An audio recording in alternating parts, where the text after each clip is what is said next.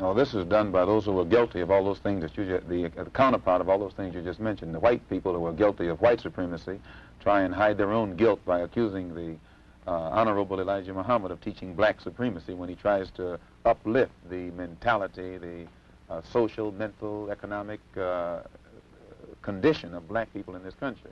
And Jews who have been guilty of exploiting the black people in this country economically, civically, and otherwise hide their guilt by accusing the Honorable Elijah Muhammad of teaching, of being anti-Semitic, simply because he teaches our people to go into business for ourselves and try and take over the economic leadership in our own community. And this other thing, white supremacy, anti-Semitism, and what was this other? And hatred. And hatred. And since the white people collectively have practiced the worst form of hatred against Negroes in this country, and they know that they are guilty of it, now when the Honorable Elijah Muhammad comes along and begins to list the historic deed, the historic attitude, the historic behavior of the white man in this country toward the black people in this country, again, the white people are so guilty that they can't stop doing these things to make Mr. Muhammad appear wrong, so they hide their wrong by saying that he is teaching hatred. History is not hatred. Actually, we are Muslims because we believe in the religion of Islam. We believe in one God. We believe in Muhammad as the apostle of God. We practice the principles of the religion of Islam, which mean prayer, charity, fasting, brotherhood. And the Honorable Elijah Muhammad teaches us that since the Western society is deteriorating, it has become overrun with immorality, that God is going to judge it and destroy it, and the only way black people who are in this society can be saved is to not integrate into this corrupt society, but separate ourselves from it, reform ourselves, lift up our moral standards, and try and be godly instead of try and integrate with God instead of trying to integrate with the white man, or try and imitate God instead of trying to imitate with, the white man. It has been suggested also that this movement preaches a gospel of violence. No, the black people in this country have been the victims of violence at the hands of the white man for 400 years. And following the ignorant Negro preachers, we have thought that it was godlike to turn the other cheek to the brute that was brutalizing us.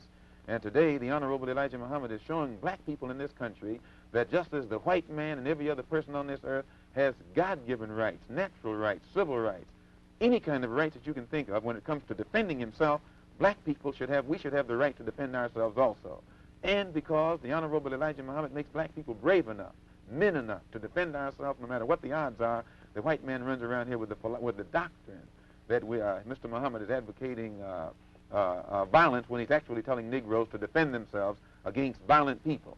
I see. Well, the Reverend Martin Luther King preaches a doctrine of nonviolent insistence upon the rights of the American Negro. What is your attitude toward this philosophy? The white man pays Reverend Martin Luther King, subsidizes Reverend Martin Luther King, so that Reverend Martin Luther King can continue to teach the Negroes to be defenseless. That's what you mean by nonviolent. Be defenseless. Be defenseless in the face of one of the most cruel beasts that has ever taken the people into captivity. That's this American white man. And they have proved it throughout the country by the police dogs and the police clubs. 100 years ago, they used to put on a white sheet and use a bloodhound against Negroes.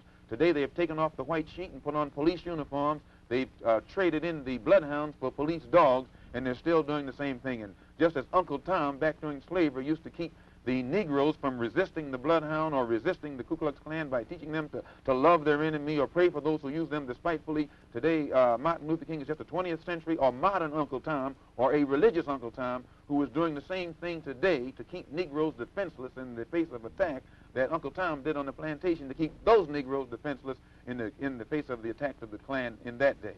But the goal of Dr. King is full equality and full rights of citizenship for Negroes. The goal of Dr. Martin Luther King is to give Negroes a chance to sit in a segregated restaurant beside the same white man who had brutalized them for 400 years.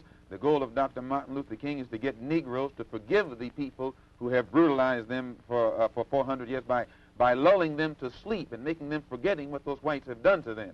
But the masses of black people in America today don't go for what Martin Luther King is putting down. As you said in one of your articles, it's psychologically insecure, or something of that sort. I forget how you put it. But you didn't endorse what Martin Luther King was doing yourself. I do not reject his goals of full integration and full equality rights for American citizens. Do you reject these goals? If you don't think that he's walking on the right road, I'm quite sure you don't agree that he'll get to the right place. And if you would classify his method as psychologically unrealistic, I think that if a man's method is psychologically unrealistic, which means the road or the means or the method that he's using, I think as a psychologist, you would be very doubtful that he would reach the right goal. There is one correction, Mr. Malcolm, I'd like to make here. In that same piece that you're quoting from, I said that his methods are effective. His philosophy of love of the oppressor, I thought, was psychologically burdensome. But I would be more interested in your goals. What are the goals of the movement which you represent so effectively? Just as you said in the same article, see, Mr. Muhammad is trying to get us on God's side, so God will be on our side and help us to fight our battles against a very vicious, deceitful, hypocritical enemy. And this is why Mr. Muhammad put so much stress upon moral reformation, that when Negroes stop getting drunk, when Negroes stop fornicating and committing adultery, when Negroes stop being addicted to drugs and these things that destroy the moral fiber and the morale of the Negro, then our people will be able to get together and unite in harmony and unity and get our own problems solved. Toward what end would you want our people united? What would you Towards see? being on God's side. The Honorable Elijah Muhammad teaches us that God now is about to establish a kingdom on this earth based upon brotherhood and peace. And the white man is against brotherhood, and the white man is against peace. His history on this earth has proved that. Nowhere in history has he been brotherly toward anyone. The only time he's brotherly toward you is when he can use you, when he can exploit you, when he can oppress you, when you will submit to him. And since his own history makes him unqualified to be an inhabitant or a citizen in a kingdom of brotherhood, the Honorable Elijah Muhammad teaches us that God is about to eliminate that particular race from this earth. So since they are due for elimination, we don't want to be with them. We're not trying to integrate with that which we know has come to the end of its rope. We're trying to separate from it and get with something that's more lasting, and we think that God is more lasting than the white man. So in effect, Minister Malcolm, your movement does not share the integration goals of the NAACP, CORE, Martin Luther King's movement, and the student nonviolent movement. You don't integrate with a sinking ship. You don't do anything to further your stay aboard a ship that you see is on its way down to the bottom of the ocean. Moses tried to separate his people from Pharaoh, and when he tried, the magicians tried to fool the people into staying with Pharaoh. And we look upon these other organizations that are trying to get Negroes to integrate with this doomed white man as nothing but modern-day magicians, and the Honorable Elijah Muhammad as the modern-day Moses who's trying to separate us from the modern-day Pharaoh.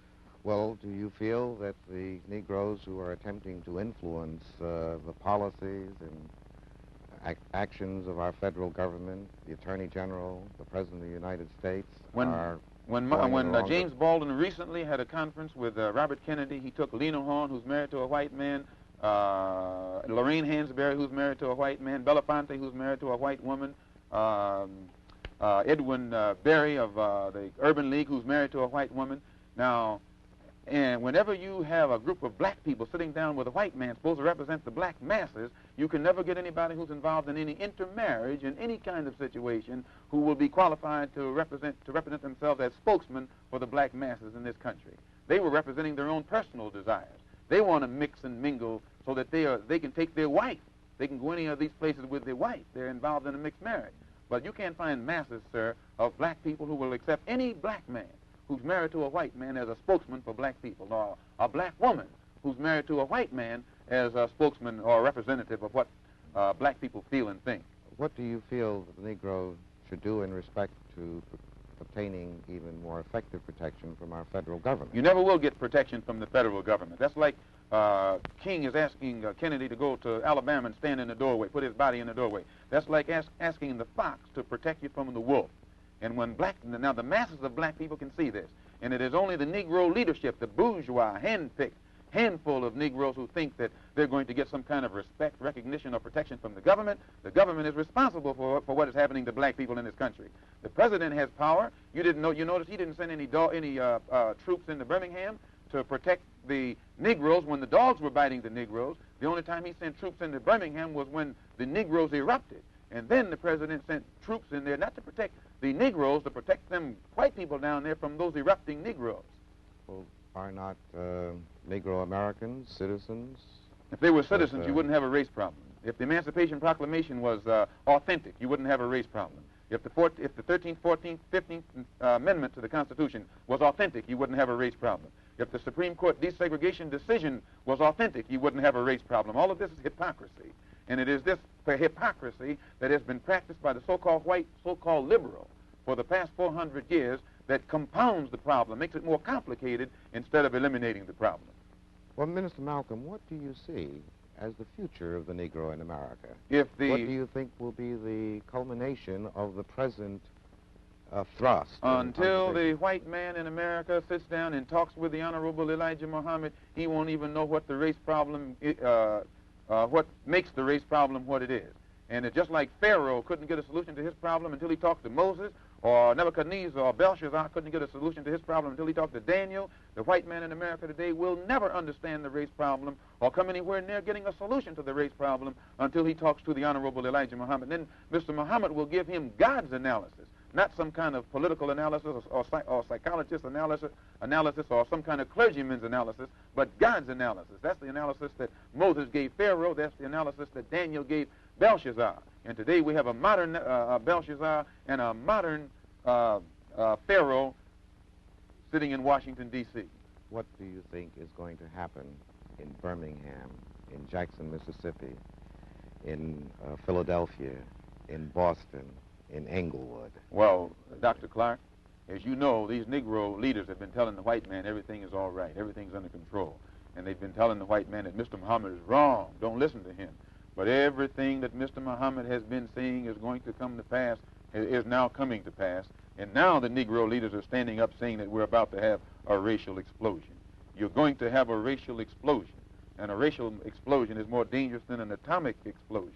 It's going to explode because black people are dissatisfied. They're dissatisfied not only with the white man, but they're dissatisfied with these Negroes who have been sitting around here posing as leaders and spokesmen for black people and actually making the problem worse instead of making the problem better. What will be the consequence of this explosion? Anytime you put too many sparks around a powder keg, the thing is going to explode. And if the thing that explodes is still inside the house, then the house will be destroyed. But what will happen? So the Honorable Elijah Muhammad is telling the white man, get this powder keg out of your house. Let the black people in this country separate from you while there's still time. And if the black man is allowed to separate and go on onto some land of his own, where he can solve his own problems, then there won't be any explosion. And the Negroes who want to stay with the white man, let them stay with the white man. But those who want to leave, let them go with the Honorable Elijah Muhammad. As I understand your position, Minister Malcolm, the only thing that can save us from a catastrophic explosion is complete separation. Complete separation is the only solution to the black and white problem in this country.